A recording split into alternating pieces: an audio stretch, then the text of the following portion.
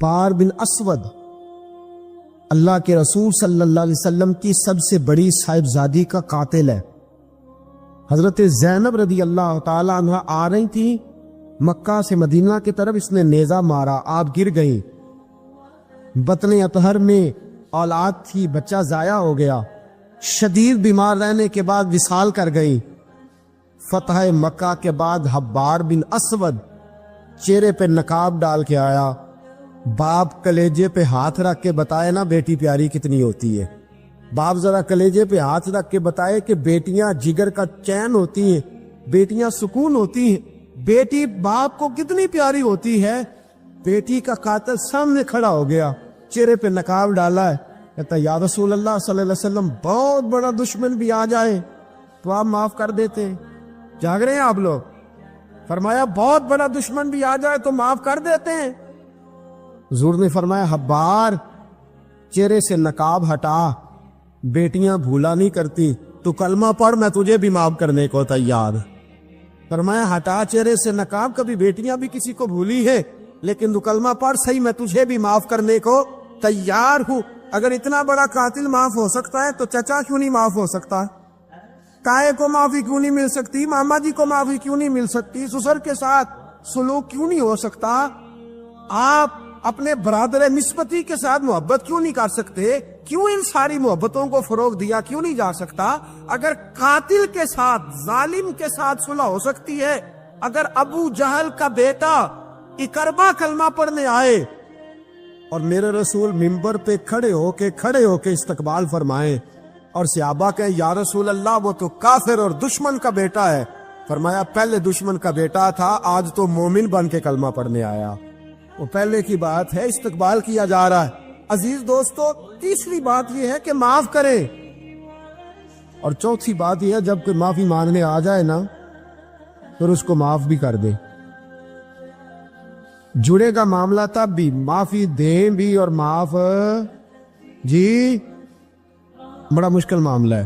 لڑائی ہو گئی، جھگڑا ہو گیا، اچھا پہلے کئی دفعہ سلام لے لیتے، ہمارا ماحول بڑا جی پہلے سلام دعا ہو جاتی ہے، لیکن بیٹے کی شادی کا کارڈ بھیج دیا تو کارڈ واپس کر دیا، میں نے منگنی کو نہیں سدیا تو میں نہیں آؤں گا۔ واہ جی واہ، بھائی منگنی پہ آپ کا آنا کچھ ضروری تھوڑا تھا، جب گھر والے کا دل کرے بلائے۔ پھر وہ ساری برادری کو لے کے دروازے پہ گیا، پر پھوپھی کہتی ہے میں آتی ہی نہیں، ماما جی کہتے ہیں تو جو مرضی کر لے، یہی تو موقع آیا ہے۔ حدیث سناؤں، اتنے سخت لفظ، اتنے سخت، رحمت للعالمین رسول اتنے ناراض نظر آتے ہیں۔ حضور نے فرمایا ترغیب و ترہیب میں حافظ منذری رحمت اللہ علیہ حدیث لائے، رسول رحمت صلی اللہ علیہ وسلم نے فرمایا جس سے اس کا بھائی معافی مانگنے آیا اور اس نے معاف نہ کیا، جس سے اس کا عزیز، اس کا دوست، اس کا رشتہ دار، اس کا مومن بھائی معافی مانگنے آیا اور اس نے معاف نہ کیا، فرمایا اگر معاف نہیں نہ کرنا تو میرے حوض کوثر پہ نہ آئے، میں جام نہیں پلاؤں گا۔ حوض کوثر پہ بالکل نہ آئے، مجھ سے جام کا مطالبہ نہ کرے، سخت گرمی کے ماحول میں میں نہیں جام پلاتا، اگر مجھ سے جام لینا ہے میرے ہاتھوں سے تو جب بھی کوئی معافی مانگنے آئے فوراً معاف کر دیا کرو، جب بھی کوئی۔ اور معافی بندے کے لیے نہیں دینی، اللہ کی رضا کے لیے دے دی۔ بندے میں تو کوتاہیاں موجود رہیں گی، بندے میں تو غلطیاں موجود رہیں گی۔ آج اختلافات ہیں رشتہ داروں میں، اتنے اختلافات کے سال فوتگی ہو گئی، ایک شخص فوت ہو گیا جو کسی کا نانا ہے، کسی کا کسی کا نانا لگتا ہے، کسی کا دادا لگتا ہے، کسی کا ماما لگتا ہے، کسی کا چچا لگتا ہے، کسی کا پھپھا لگتا ہے، لیکن لڑائیاں ہی بڑی ہیں۔ بیچارہ فوت بھی ہو گیا، انتقال ہی کر گیا، اب بھی جناب آتے ہیں تو سیدھے جنازہ گاہ، اس کے لیے نہیں، لوگوں کو دکھانے کے لیے۔ جنازہ گاہ آئے، جنازہ پڑا اور لوٹ گئے۔ بھئی اتنی نفرت کے مرنے والا ماری گیا ہے اور ہم ابھی تک درگزر کرنے کو تیار نہیں۔ میرے رسول کریم صلی اللہ تعالی وسلم نے فرمایا اگر تو چاہتا ہے کہ تیری عمر بھی زیادہ ہو اور تیرا رزق بھی زیادہ ہو تو اپنے رشتہ داروں سے اچھا سلوک کر، اللہ دونوں چیزوں میں برکتیں پیدا فرما دے گا۔ کن سے اچھا سلوک کر ہے جی؟ یہ نہیں فرمایا وہ بھی جواب میں اچھا ہی کرے تو تب ہے۔ سب سے افضل صدقہ کون سا ہے؟ غریب کو دینا، مسکین کو دینا، یتیم کو دینا، مدرسے کو دینا، مسجد کو دینا، سب سے افضل صدقہ۔ اچھا یہ حدیث آپ نے پتا کیا کرنا جو میں سنانے لگا ہوں، یہ گھر جانا ہے، اس کو لکھ لینا ہے اور اس کو نہ پڑھنا ہے کبھی کبھی کھول کے کہ یہ کیا جملے ہیں حضور سید عالم کے، محبوب پاک کے، یہ کیسے عجیب حضور نے فکرے اور کس انداز میں سمجھا دیا، کتنی خیر انڈیل دی اپنے غلاموں کے دلوں میں۔ حضور نے فرمایا غلاموں پتہ ہے سب سے افضل صدقہ کون سا ہے؟ ایک صحابی کہنے لگے حضور یتیم کو دینا، فرمایا نہیں۔ سب سے افضل صدقہ کون سا ہے؟ یا رسول اللہ مسکین کو دینا، فرمایا نہیں۔ سب سے افضل صدقہ حضور مسافر کو دینا، فرمایا نہیں۔ سب سے افضل صدقہ یا رسول اللہ مجاہدین اسلام کو دینا، فرمایا نہیں۔ حضور پھر بڑی قابل غور حدیث، جاگیے گا ذرا آنکھ کھولیے گا، ذرا ٹیڑھ چھوڑیے گا، ذرا عجیب انداز دیکھیے گا میرے ماں بھئی حدیث میں فکرے کیسے بیان فرمائے۔ رسول پاک نے فرمایا تیرا رشتہ دار ہو، سب سے افضل صدقہ کیا ہے؟ تیرا، بولیے یار، تیرا رشتہ دار ہو اور غریب ہو، حقدار ہو۔ اور اگلے لفظ بڑے عجیب ہیں، تیرا رشتہ دار ہو، غریب ہو اور تجھ سے ناراض ہو۔ کیسی بات ہے؟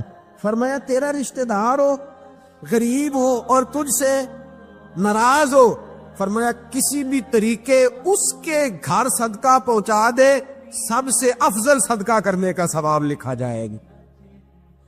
سب سے افضل صدقہ، تیرا رشتہ دار بھی ہو، ضرورت مند بھی ہو اور تجھ سے، سبحان اللہ، ہمارا تو حال یہ ہے کہ اس کو کسی طرف سے آتا بھی ہو تو ہم روک دیتے، کہتے ہیں نہیں ایڈا تگڑا کام کر رہے ہیں تسی یہ نکالی دیندے ہو، یہ چار منڈے نے کما کے کھان ہو، صاحب اس کو کیا بھائی؟ فرمایا تیرا رشتہ دار ہو، حقدار ہو، ضرورت مند ہو، شرط یہ بھی لگا دی کہ ساتھ کچھ سے ناراض بھی رہتا ہو، اس کو تو صدقہ دے گا تو اللہ تجھے سب سے افضل صدقہ کرنے کا ثواب عطا۔ تو توڑنے والوں نہ بنو، جوڑنے والے بنو، جوڑ جاؤ۔ محبوب پاک سید عالم صلی اللہ تعالی علیہ وسلم نے فرمایا لا يدخل الجنت قاطع، فرمایا جو رشتے توڑنے والا ہے جنت میں نہیں جائے گا، جو رشتے توڑنے والا ہے وہ جنت میں نہیں جائے گا۔ الذین ینقضون عہد اللہ من بعد میثاقہ ویقطعون ما امر اللہ بہ ان یوصل ویفسدون فی الارض، فرمایا جو رشتے توڑے گا وہ تو زمین میں فساد برپا کر دے گا، وہ زمین میں اولئک هم الخاسرون، یہ وہ لوگ ہیں دنیا میں بھی نقصان اٹھائیں گے اور آخرت میں بھی نقصان اٹھائیں گے رشتہ داریاں جوڑنے۔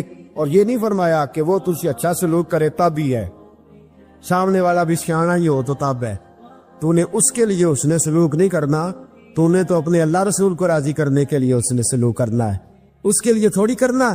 سل من قطع کا لفظ کیا ہے؟ اور میں آپ کو ذاتی بات بتاتا ہوں، ایک آدھ دفعہ یہ تجربہ کر کے دیکھا، اس میں خیر ہی بڑی ہے۔ فرمایا سل من قطع کا، حضور نے فرمایا اس کے ساتھ جوڑ جو تیرے ساتھ توڑتا ہے، اس کے ساتھ جوڑ جو تیرے ساتھ توڑتا ہے نا، نفرت کرتا اس سے پیار کر، اور جو تجھے اذیت دیتا اس کی خدمت کر، اور جو تیرے ساتھ زیادتی کرتا ہے تو اس سے محبت کر۔ اصل پیار تو یہ ہے، جوڑنے والے سے تو سارے جوڑ لیتے ہیں، محبت کرنے والے سے تو سارے محبت کر لیتے ہیں۔ فرمایا سل من قطع کا، اس کے ساتھ جوڑ جو تیرے ساتھ توڑے، جو نفرت کرے اس سے پیار کر، پھر تیرے ضعف کا پتہ چلے گا، پھر تیرے حوصلے کا پتہ چلے گا، پھر تیری دلیری سمجھ میں آئے گی۔ تو دوستو جوڑنے والے بن جائیں، پیار کرنے والے بن جائیں، نفرتیں نہیں محبتوں کو فروغ دیں۔ اگر یہی کام ہوتا، میں کہا کرتا ہوں اگر دولت بڑی پیاری ہوتی نا تو سب سے زیادہ سیدہ فاطمہ کے گھر رہتی، اگر یہ بہت اعلیٰ چیز ہوتی تو یہ تو وہ والا گھرانہ ہے کہ 3 دن چولہا نہیں جلا۔ اور کنز المال میں وہ لفظ موجود ہے کہ حضرت ابو ہریرہ فرماتے ہیں کہ اونٹ کے بالوں کی بنی ہوئی چادر سیدہ فاطمہ نے اوڑھی ہوئی تھی، اونٹ کے بالوں کی بنی ہوئی چادر، اور وہ چکی پیس رہی تھی، چکی چلا رہی۔ کہتے حضور نے دیکھا تو نبی پاک کی آنکھوں میں آنسو ضرور آئے، اور پتہ محبوب نے کیا فرمایا؟ یہ کنز المال میں موجود ہے۔ محبوب فرمانے لگے شہزادی دنیا میں تھوڑی سی تکلیف برداشت کرو، آخرت کی ساری عزتیں اللہ تمہیں ہی عطا فرما۔ سبحان اللہ۔ یہ تھوڑی دشواری ہے۔ یہاں ہر بندے کی بیٹی دکھی نہیں، جس کو بھی پوچھ لیں دکھی ہے، جس سے بھی پوچھ لیں حضرت جی دعا کرنا، پیر صاحب دعا کرنا، مفتی صاحب دعا کرنا، بزرگ کو دعا کرنا، کیوں جی بیٹی بڑی تکلیف میں، کیوں جی کہتے سسرال والے کام بڑا کراتے ہیں، چکی پیستی ہے، لیپا پوتی کرتی ہے، اس کے ہاتھوں میں چھالے پڑ جاتے ہیں۔ ایسا ہوتا ہے کہ ستو کبھی آ جائے تو پھر سارا دن ان ستوؤں پہ ہی گزر جائے۔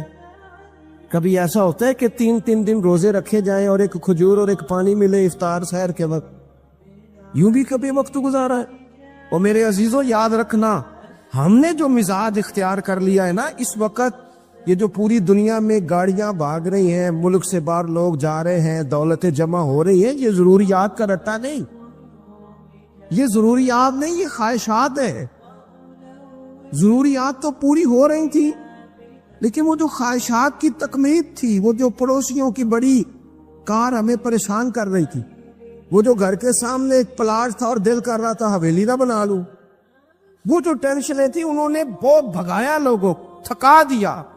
نظریاتی زندگی، اور نظریاتی زندگی میں کچھ کرنے کا عہد، کچھ ارادہ کیا جائے کچھ کام کرنے کا۔ دیکھو سارے لوگ ساری ڈیوٹیاں تو نہیں کر سکتے، میں یہ مائک اپریٹ نہیں کر سکتا، تو پھر میرا خیال ہے مجھے اس بندے کی بھی قدر کرنی چاہیے جو اسے چلا سکتا ہے۔ جو کام میں گاڑی میں سفر کرتا رہتا ہوں، وہ کہاں گھوم آتے ہیں، تو میں تو سو جاتا ہوں کئی دفعہ گاڑی میں، لیکن ڈرائیور کو لوگ ڈرائیور کہہ کے پکارتے ہیں، حالانکہ تو سویا ہوا تھا، وہ تو جاگ رہا تھا۔ اس کی اہمیت کو سمجھنا چاہیے۔ ہم نہ زندگی میں کوئی بھی کام کریں، ایک تو کام کریں، اور جو ایک کرے زندگی میں لیکن ذرا سونا کر کے کرے، کوئی ایک مقصد بنا لے، کوئی ایک مقصد ہو، کوئی ارادہ ہو، کوئی پروگرام ہو۔ نہ سمجھ آئے تو بخاری میں حدیث موجود ہے، ایک بوڑھی اماں حضور کی مسجد میں جھاڑو دیتی تھی، اور چلو کچھ کرتی تو تھی نا یار، اور دیکھو سعادت جھاڑو وہاں دیتی ہے جہاں 70,000 فرشتے سویرے آتے ہیں، 70 شام آتے ہیں۔ سبحان اللہ، سبحان۔ حضور کی مسجد شریف میں جھاڑو دیتی ہے خاتون۔ ہمارے ہاں تو خیر امام خطیب کی بھی کوئی قدر نہیں ہوتی، کوئی نہیں ہوتی۔ امام کبھی کو مشورہ دے لے تو کہتے ہیں اسلام زیادہ دیتا ہے، مولوی نما لے آؤ، مشورے زیادہ دیتا ہے، اس کو چینج کرو۔ اور مسجد کے خادم کی کوئی حیثیت، لیکن جو مسجد میں جھاڑو دینے کی فضیلت ہے نا، حضرت بابا فرید صاحب سے جب کو بندہ کہتا تھا نا دل بڑا پریشان ہے، تو بابا صاحب کہتے تھے مسجد میں جھاڑو دیا کر، اللہ سکون عطا کرے گا۔ مسجد میں جھاڑو دیا کر، اٹھ نہ فریدا ستیا تے خلقت ویکھن جا، تے متے کوئی مل جائی بخشیا تے چل تم ہی بخشیا جا۔ اٹھ نہ فریدا ستیا تے جھاڑو دے مسیت، اوے تو ستا ہے تے رب تے جاگدا ہے، تیری ڈاڈے نال پریت۔ اٹھنا کچھ کر۔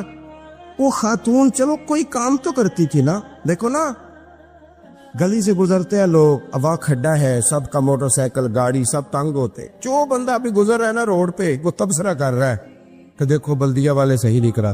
تبصرہ جو سارے کرتے ہیں، ایک کئی تے ایک دابڑا، 2 بندے درکار ہیں، راستہ ٹھیک ہو جاتا ہے، پر اتنی محنت کرنے کو کوئی تیار ہے، کیونکہ ہمارے ملک میں جو شے سب سے عام ہے وہ تبصرہ ہے۔ تبصرہ کرو صبح شام جتنا ممکن ہے، تبصرے کرو، ڈیوٹی یہی ہے ہماری۔ وہ خاتون مسجد شریف میں جھاڑو دیتی تھی، کوئی زندگی کا مقصد تو بنایا، کوئی نظریہ تو ہے۔ صحابہ نماز پڑھ کے چلے جاتے، خاتون جھاڑو لیتی، حضور کی مسجد شریف میں جھاڑو دیتی، بیمار ہو گئی، قربان جائے، حضور تیمارداری کے لیے تشریف لے گئے، رات کو انتقال ہو گیا، ٹھنڈ کا موسم تھا، حضور کا حکم ہے جلدی تدفین کر دو، صحابہ نے تکلیف دینا مناسب نہ جانا، اس خاتون کی تدفین کر دی۔ سارا کچھ جاننے والے رسول جو فرش پہ کھڑے ہو کے عرش کی خبریں دے، وہ تشریف لائے اور آ کر کے پوچھا خبر کیوں نہیں دی مجھے؟ اس بوڑھی کے جنازے کی کوئی کام تو کرتی تھی نا، کوئی ڈیوٹی تو کی نا، خبر کیوں نہیں دی؟ ویسے تو وارث جنازہ پڑھ دے تو دوسرا جنازہ جائز نہیں ہو، وارثوں نے نہ پڑھا ہو تو دوسرا جنازہ پڑھا جا سکتا ہے، حضور تو خود وارث ہے نا ساری امت کے. ہائے ہائے بے شک. تو رسول کریم قبر پہ کھڑے ہو کے فرمانے لگے صفے بناؤ میں دوبارہ جنازہ پڑھاؤں گا. سبحان اللہ. میں دوبارہ جنازہ پڑھاؤں گا. کیوں؟ زندگی میں کوئی خدمات تو ہے نا, کوئی ڈیوٹی تو ہے نا. پہلے تو ہم کچھ کرتے نہیں, اور اگر کرتے بھی ہیں تو صرف دوسروں کا دھیان ہی رکھتے ہیں. دوسروں پر توجہ ہوتی ہے کہ فلانا فلانا. بھئی آپ اپنا کام کریں, کچھ زندگی میں کر گزرے, کوئی ڈیوٹی کرے. اگر زندگی نظریاتی ہوگی, دیکھو ڈھیر سارے لوگ ہوتے ہیں, نام میرا ہی شاید آئے گا کہ مدرسہ انہوں نے بنایا ہے, مسجد انہوں نے بنائی, میرا ہی نام آئے گا اگر کہیں میں بناؤں گا. لیکن زمین دینے والے کا بھی ایک کردار ہوتا ہے, اس میں نقشہ نویس کا بھی ایک کردار ہوتا ہے, اس میں ایک اینٹ خرچ کرنے والے کا بھی کردار ہوتا ہے. پھر وہ کام ختم نہیں ہوتا. سریا, وہ لینٹر ڈالنے والے جو ہوتے ہیں ان میں جو سریا باندھنے والا ہے وہ بھی ایک قیمتی کردار رکھتا ہے. پھر کہتے ہیں الیکٹریشین کو بھی بلاؤ. پھر یہاں بھی کام ختم نہیں ہوتا. پھر اور اس کے گرد ڈھیر سارے لوازمات ہیں. جو بندہ جو کردار ادا کر, عالم اگر کتاب لکھ بھی دے تو ہو سکتا ہے کتابت نہ کر سکے, اور اگر کاتب بھی ہو تو ہو سکتا ہے اسے پبلش نہ کر سکے. تو یہ کچھ نہ کچھ خدمات, کچھ نہ کچھ ڈیوٹیاں. حضرت مولا علی شیر خدا نے چھوٹی عمر میں کہا تھا یا رسول اللہ دین کی مدد بھی کروں گا, آپ کی حفاظت بھی کروں گا. 63 سال عمر پائی اور ہر میدان میں اگلی صبوں میں, ہر میدان میں اگلی صبوں میں, ہر میدان میں اگلی. حضور سے وعدہ کیا تھا یا رسول اللہ ڈیوٹی کریں گے, خدمت کریں گے. ہمارے ہاں یہاں تو منصوبہ بندی ہو رہی ہے. امام غزالی سے آ کے کسی نے کہا حضور کو بندہ مخلص ملتا ہی نہیں, یہ بھی غلط ہو گیا, وہ بھی غلط ہو گیا. تو امام صاحب فرمانے لگے چل تو ہی مخلص ہو جا, تیری شکل میں تو کچھ لوگوں کو مخلص بندہ مل جائے, کچھ کر تو صحیح نا, صرف تبصرے. حضرت مولا کائنات نے عمر مبارک ساری دین کی خدمت میں لگائی. تو جب 63 سال کی عمر میں خنجر لگانا تو لوگ تو کہتے ہیں نا میرے پتر کا دھیان رکھنا اور میرے بچوں کا خیال کرنا اور فلانی ڈیوٹی کرنا. تو جب خنجر لگا تو حضرت علی کیا کہہ رہے تھے؟ فرما رہے تھے مجھے کعبے کے رب کی قسم علی تو کامیاب ہو گیا ہے. یہ دیکھو پانی پرن سہیلیاں تے رنگا رنگ کھڑے تے پریا تے استا جانی ہے نا جس دا توڑ چڑھے. فرمایا دیکھو میں نے کوئی ارادہ کیا تھا, آج میں کامیاب ہوا. تو نظریاتی زندگی ہوتی ہے نا, نظریاتی. پھر بندہ تھوڑی سی تکلیف بھی سہ لیتا ہے. کوئی کام کر رہا ہے نا بندہ. صحیح بخاری میں حدیث ہے, ایک خاتون نے آ کے عرض کیا تھا یا رسول اللہ صلی اللہ علیہ وسلم مجھے مرگی کا مرض ہے, بڑی تکلیف میں. وہ اللہ کے محبوب علیہ السلام سب کے لیے دعا کرتے, بلکہ حضور تو دستے شفا پھیرتے تو اللہ کرم فرما دیتا. لیکن نبی پاک صلی اللہ علیہ وسلم کی خدمت میں عرض کی یا رسول اللہ صلی اللہ علیہ وسلم مرگی ہے. تو آج حضور نے انوکھی بات کی.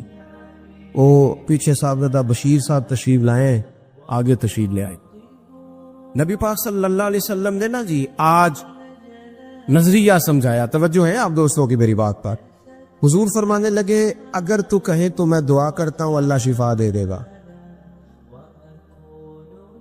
اور اگر تو کرے صبر. مانا کیا ہے؟ مرگی کے ساتھ ہی گزارا کرے. اگر کرے صبر تو پھر میرا وعدہ ہے رب جنت عطا کرے گا.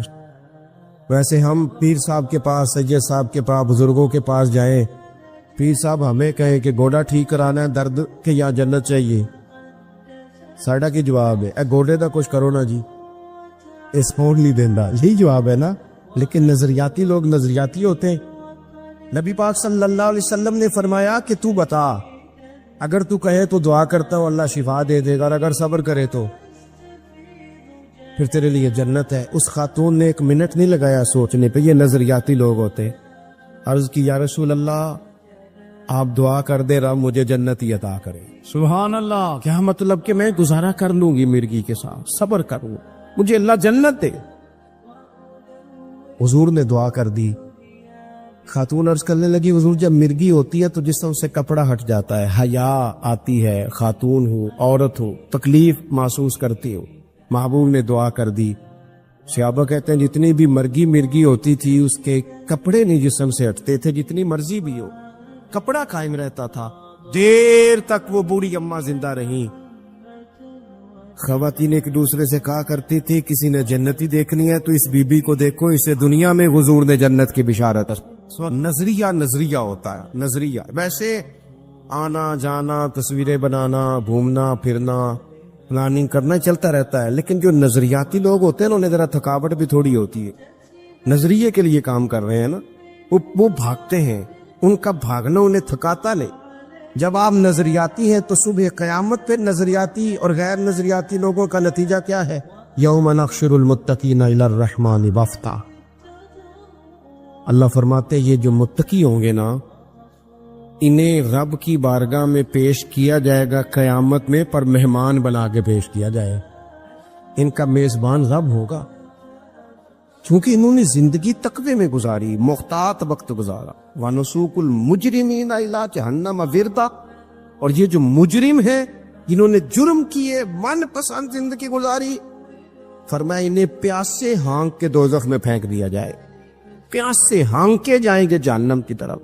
اپنی زندگی میں کچھ ارادہ کریں، دیکھیں دھوپ چھاؤں آئے گی۔ وہ ہمارے یہاں کچھ لوگ کہتے ہیں دھوکے بڑے ہیں جی، ہنسے کیسے؟ تو میں کہا کرتا ہوں کہ اتنی تکلیفیں کسی کو نہیں آئیں جتنی حضور کو آئی ہیں۔ پر آپ فرمان پڑھیں، حضرت حارث بن عبداللہ کہتے ہیں میں نے تو مدینے والے محبوب کو جب بھی دیکھا ہے مسکراتے دیکھا ہے۔ سارے کام 7 سال چلتے ہیں، لیکن اپنی زندگی میں کوئی مقصد ہونا۔ یہ جن بزرگوں کے ہم آراس میں آتے ہیں نا، انہوں نے کوئی مقصد حیات بنایا۔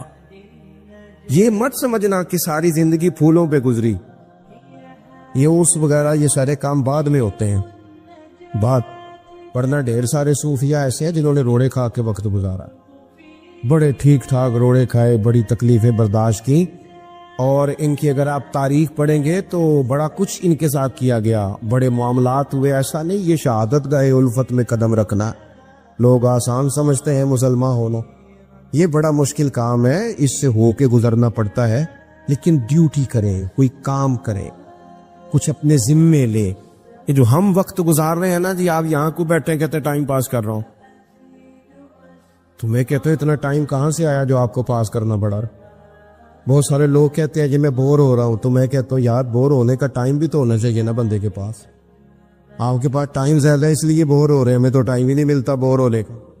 تو جب کوئی کام کرنا ہے آپ نے، جب آگے بڑھنا ہے، کچھ مقاصد حسنہ حاصل کرنے، کچھ امور خیر سر انجام دینے، پھر زندگی میں ان کو طے کریں اور ان پر کام شروع کر دیں۔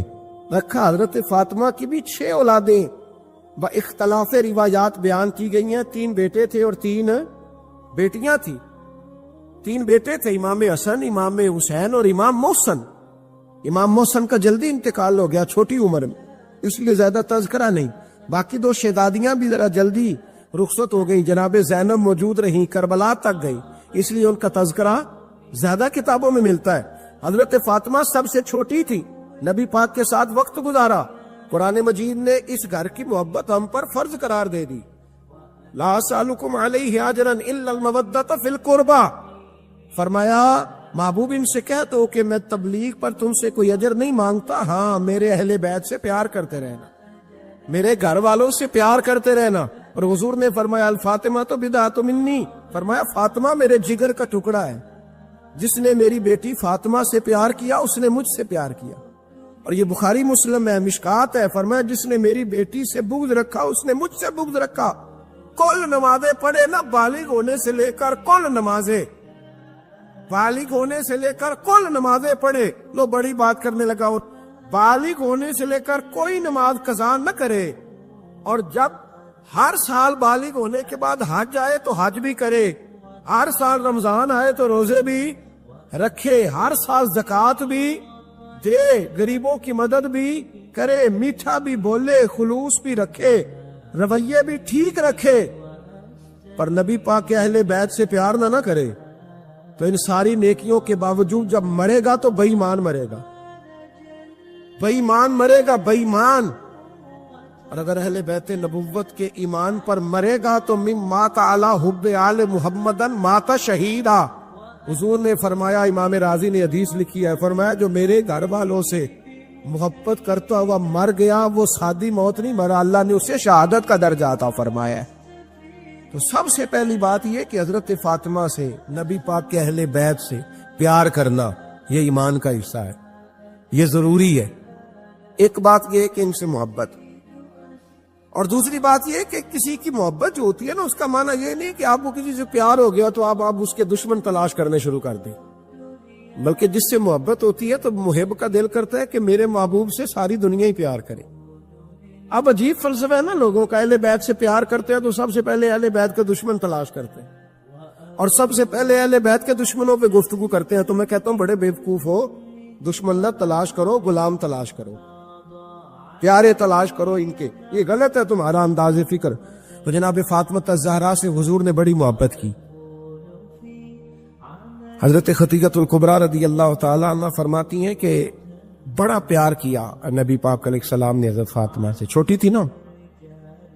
ادھر حضرت عائشہ صدیقہ کہتی ہیں کہ نبی پاک نے بڑی محبت فرمائی. مشکات میں حدیث ہے، کسی نے حضرت فاطمہ الزہرا حضرت عائشہ صدیقہ سے پوچھا، سچے باپ کی سچی بیٹی، صدیق کی بیٹی صدیقہ. کسی نے پوچھا کہ عائشہ حضور علیہ السلام کو سب سے زیادہ محبت کس سے تھی؟ تو حضرت عائشہ فرمانے لگی پوچھنے والی بات ہی کوئی نہیں، حضور سب سے زیادہ سیدہ فاطمہ سے پیار کرتے تھے. تو کہا پھر یہ بتائیں کہ مردوں میں حضور کو سب سے زیادہ پیار کس سے تھا؟ فرمایا یہ بھی پوچھنے والی کوئی بات نہیں، فاطمہ کے شوہر مولا علی سے. یہ حضرت عائشہ صدیقہ بیان کرتی ہیں ان کے شوہر سے. اب لوگ نا ترازو لے کے بیٹھے رہتے ہیں اور تولتے رہتے ہیں. پیر سید فیض الحسن شاہ صاحب آلو مہاروی رحمت اللہ علیہ، ان کے پاس بھی ایک بندہ چلا گیا تو اس نے کہا جی بتائیں حضرت عائشہ افضل ہے کہ حضرت فاطمہ؟ تو آپ فرمانے لگے تجھے یہ سوال ہی نہیں کرنا چاہیے تھا، اس لیے کہ تیرے اور میرے پاس کوئی ترازو موجود ہے.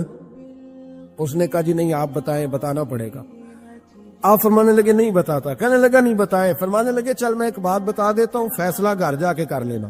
اس نے کہا بتائیں. آپ فرمانے لگے کہ عائشہ بیٹی ہے ابو بکر صدیق کی اور فاطمہ بیٹی ہے نبی پاک کی.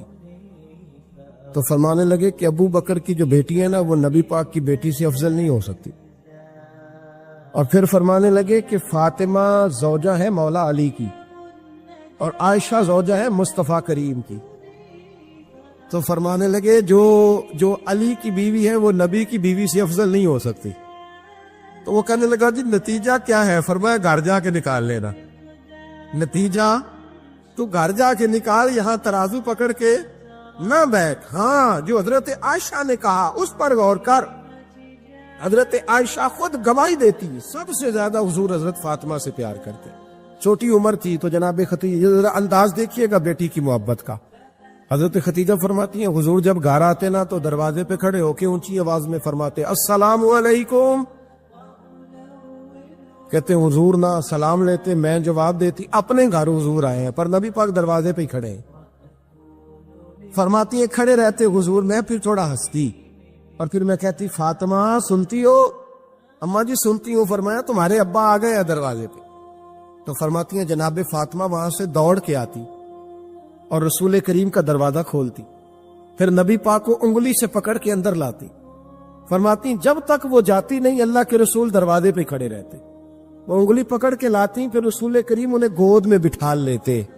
فرماتے وہ چھوٹی چھوٹی باتیں پوچھتی اور حضور ان کے بڑے بڑے جواب دیتے. وہ چھوٹی چھوٹی باتیں، بچپن کی ایک بات لکھی ہے ہمارے محدثین نے. ایک دن چھوٹی عمر میں، بالکل چھوٹی عمر میں حضرت فاطمہ نے پوچھا یا رسول اللہ میں اپنے رب کو کب دیکھوں گی؟ اللہ اکبر، عمر چھوٹی اور بات بڑی کر دی. میں کب دیکھوں گی؟ تو حضور نے فرمایا فاطمہ بڑی جلدی. رب کریم تمہیں جنت میں لے جائے گا اور ساری جنتی عورتوں کی سردار بنائے گا اور پھر میرا رب تجھے اپنا دیدار بھی کرائے گا. جناب فاطمہ تو زہرا رضی اللہ تعالیٰ عنہا چھوٹی چھوٹی باتیں کرتی. حضرت خدیجہ کہتی ہیں جب چلے جاتے نا حضور تو میں پھر بلاتی، میں کہتی ادھر آنا فاطمہ، کیا باتیں کر رہی تھی اپنے ابا سے؟ تو کہتی پھر وہ مجھے بتاتی بھی اور راضی بھی ہوتی. یہ سلسلہ آخر تک چلا. یہ حضرت فاطمہ سے راز کی باتیں کرنا حضور کا آخر تک چلا. بخاری مسلم میں حدیث، وہاں راوی حضرت خدیجہ ہے، یہاں راوی حضرت عائشہ صدیقہ ہے.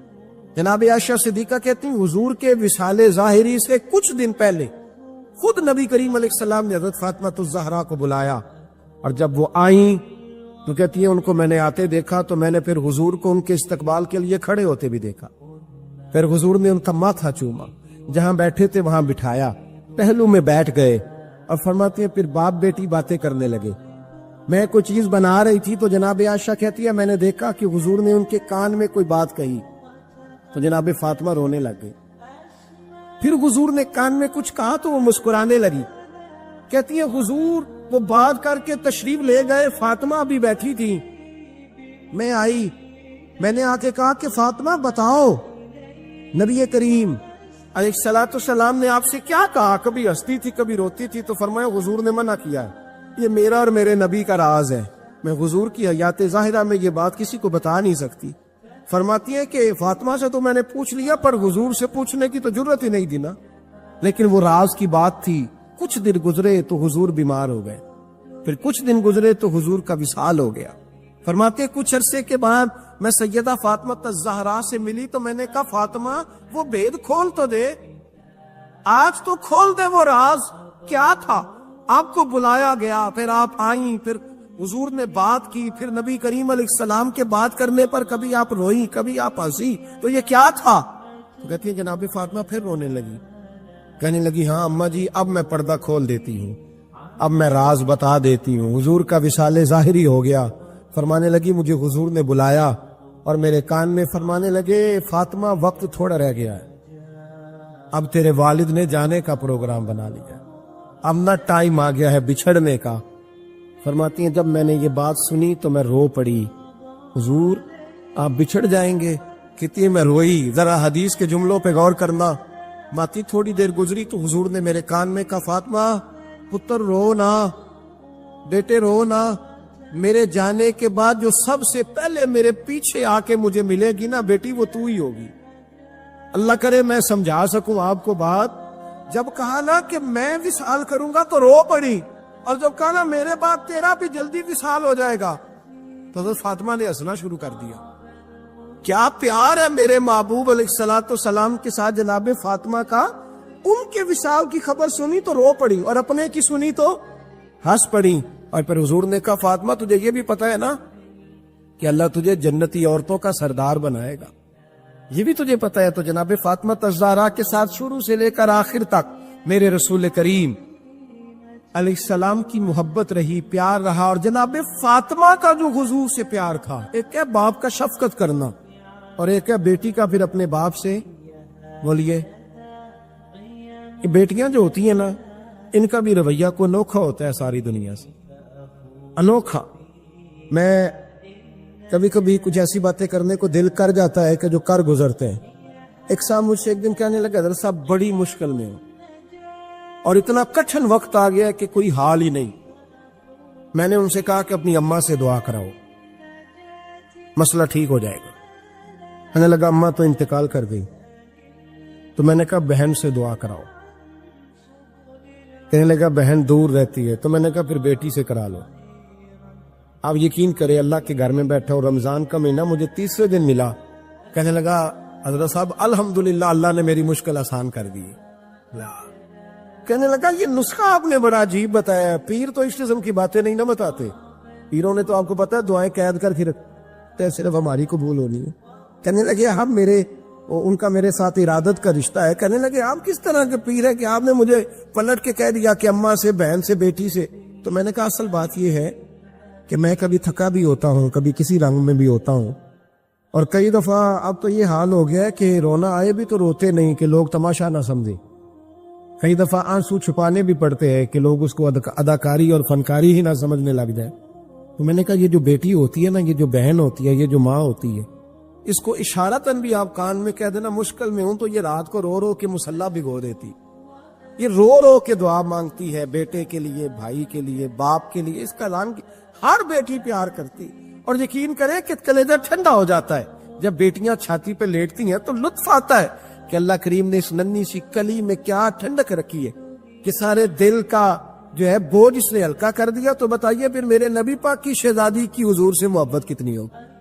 چھوٹی سی عمر تھی حضرت فاطمہ کی جب حضرت ختیجہ وصال کر گئی، تو کسی نے کہا فاطمہ سب سے پہلے گھر سے کب نکلنا ہوا؟ تو بخاری مسلم میں حدیث ہے، اللہ کے نبی نا بیت اللہ شریف کے سامنے سجدے میں تھے تو ابو جہل کو شرارت سوجی، شرارت، اس نے کچھ لوگوں سے کہا، عقبہ بن ابی معیط تھا، کچھ اور لوگ تھے، کہنے لگا میں ابھی رستے سے گزرا ہوں تو وہاں کسی نے اونٹ ذبح کیا ہے، تو اونٹ کی اوجڑی، آپ نے اوجڑی دیکھی ہے نا، جانور کی اوجڑی بڑی وزنی ہوتی ہے، اس میں گندگی ہوتی، اونٹ کی اوجڑی بڑی وزنی ہوتی تھی، کہنے لگا وہاں اونٹ کی اوجڑی پڑی ہے، وہ دیکھو نبی پاک معاذ اللہ سجدے میں ہے، تو معاذ اللہ ثم معاذ اللہ وہ اونٹ کی اوجڑی اٹھاؤ حضور کی گردن پہ رکھ دو۔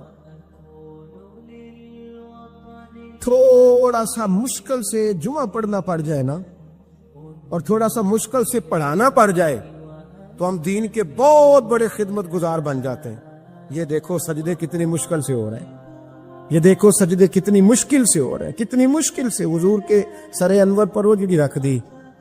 یہ وہ وقت ہے کہ نہ تو چچا ابو طالب ہیں جو پہنچ جاتے، نہ جناب ختیجہ ہے جو بندوبست کرتی، تو کسی نے نہ جناب ختیجہ کے دروازے کے سامنے منہ کر کے کہا کہ محبوب کے گھر والوں حضور کے سر اقدس پر اوجڑی رکھ دی ہے کسی نے، اور حضور سر اقدس اٹھاتے ہیں تو تکلیف محسوس کرتے ہیں۔ جناب فاطمہ کہتی پہلا دیہڑا تھا جب میں چہرے پہ کپڑا ڈال کے نہ تو اپنے بابا کے لیے نکلی، فرماتی پہلا دن تھا، میں حرم کعبہ میں پہنچی، حضور کو سجدے میں دیکھا تو چھوٹے چھوٹے ہاتھوں سے میں نے اوجڑی نیچے گرائی، حضور بولے کچھ نہیں، نہ میں نے کوئی بات کی، میں نے حضور کی انگلی کو تھاما اور میں کنویں پہ لے آئی، حضور بھی نہیں بولے، جناب سیدہ فرماتی میں میری بولی، حضور بیٹھ گئے اور میں کنویں سے پانی نکالنے لگا، میں حضور کی زلفیں دھوتی جاتی اور حضور روتے جاتے، زلفیں دھوتی جاتی اور حضور روتے جاتے۔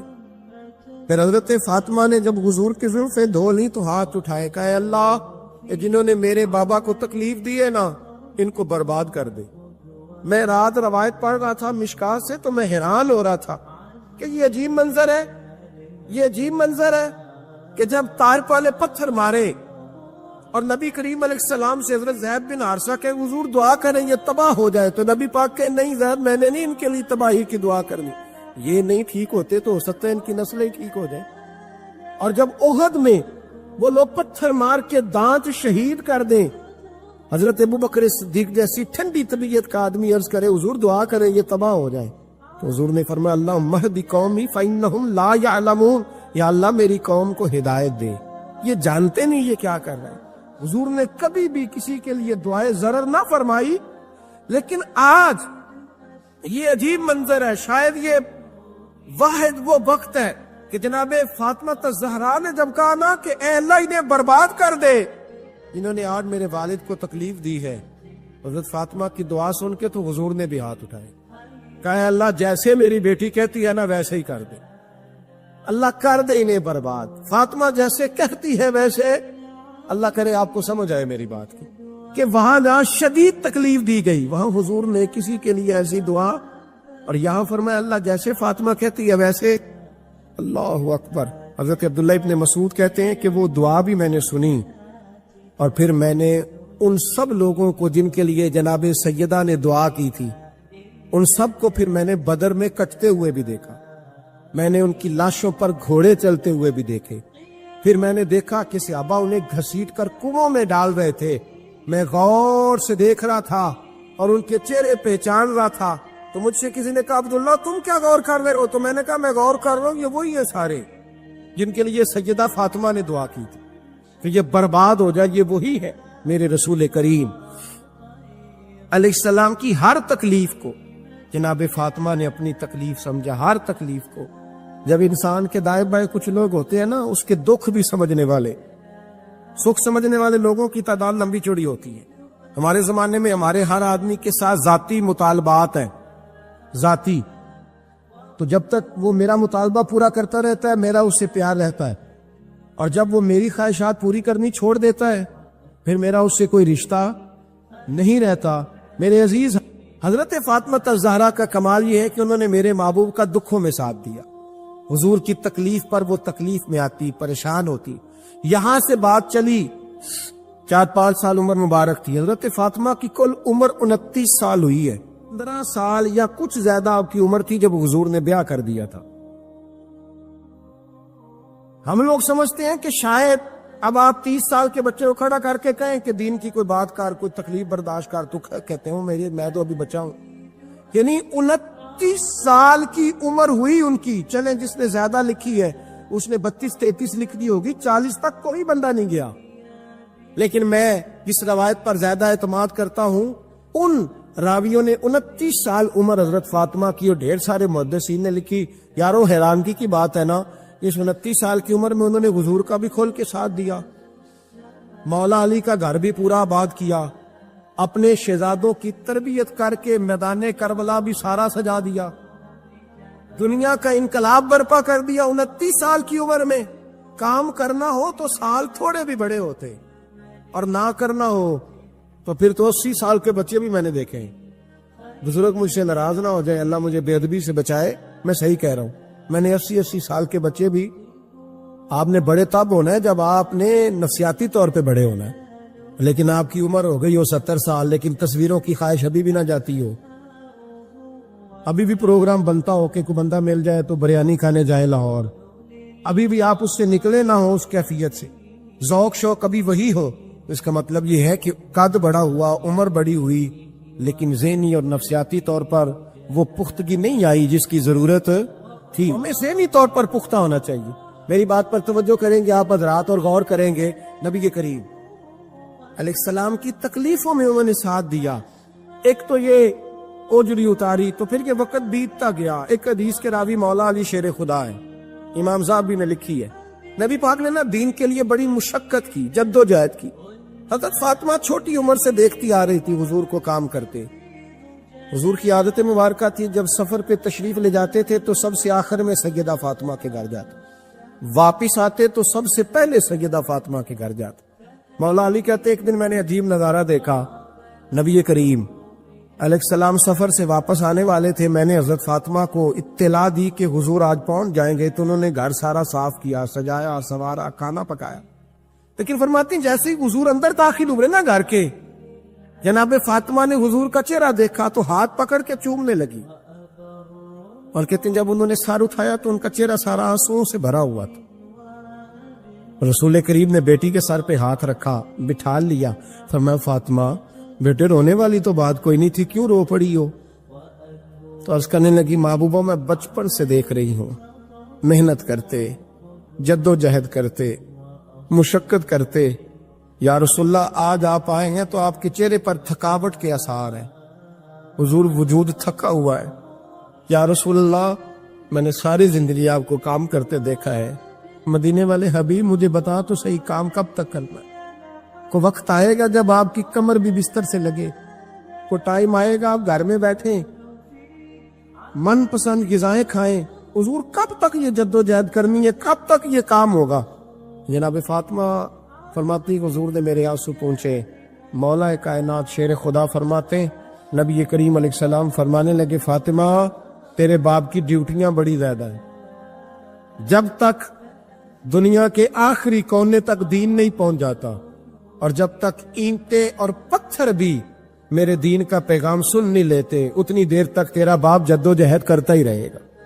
یہ بڑا مشکل کام ہے, یہ دین کا سفر, یہ دین کی جد و جہد, یہ دین کی تھکاوٹ. آپ اپنی مرضی نہیں کر پاتے, لوگ اپنی مرضی کے ساتھ جی نہیں پاتے جو اس رستے کے مسافر ہوتے ہیں. وہ دین کی پراپرٹی ہوتے ہیں, انہیں دین کے مطابق چلنا پڑتا ہے. تو جناب فاطمہ نے وہ سارے رنگ دیکھے رسول کریم علیہ السلام کی حیات مبارکہ کے. پھر جی ساری کیفیت جب دیکھی نا کہ حضور اتنی محنت کرتے ہیں, تو پھر جناب فاطمہ کو میرے نبی کی امت سے پیار بڑا ہو گیا صلی اللہ ہو. سمجھیے گا اس بات کو, امت مسلمہ سے حضرت فاطمہ کو بڑا. امام حسن کہتے ہیں میری امت سارے کام کرتی تھی گھر کے. اب تو شہزادے ہیں نا ہمارے بچے, کام اور بچی, یعنی بچی میکے سے واپس آتی ہے تو سب سے بڑا دکھڑا یہ سناتی ہے کہ وہ کام بڑا کراتے ہیں. یہی ہے نا دکھڑا, ہاں نہ تو کریں. سب سے بڑا دکھڑا کیا ہے؟ پتہ نہیں کیا کراتے ہوں گے, ہال نہیں چلوا لیتے کہیں, یا کچھ چکی نہیں پسوا لیتے, پتہ نہیں کون سا ایسا کام ہے. اور میں آپ ناراض نہ ہو جانا, میں بھی بیٹی کا باپ ہوں, میں بھی بہنوں کا بھائی ہوں, میں بھی اس بات کو سمجھتا ہوں, لیکن ایک بات ذہن میں رکھنا کہ یہ بات نہیں ہے کوئی کرنے والی کہ سارے بچی کے ماں باپ جمع ہو کے پہنچ جاتے ہیں ہماری بچی جی کام بڑے کرتی ہے. مثلاً کیا کرتی ہے؟ کیا کرتی ہے وہ؟ آؤ میں بتاؤں میرے مصطفیٰ کی بیٹی کیا کرتی تھی. میں نے سینکڑوں دفعہ یہ بات کی اور میرا دل کرتا ہے روزانہ کروں، پھر کرتا ہوں. دنیا میں کوئی اتنا غریب ہے جس کی بیٹی اتنا کام کرے کہ ہاتھوں پہ چھالے پڑ جائیں؟ ہے کوئی اتنا غریب تو اٹھ کے بتائے کہ میری بیٹی سسرال میں اتنا کام کرتی ہے کہ چھالے پڑ جاتے؟ میں دکھاتا ہوں. میرے رسول کی شہزادی کو چھالے پڑ جاتے.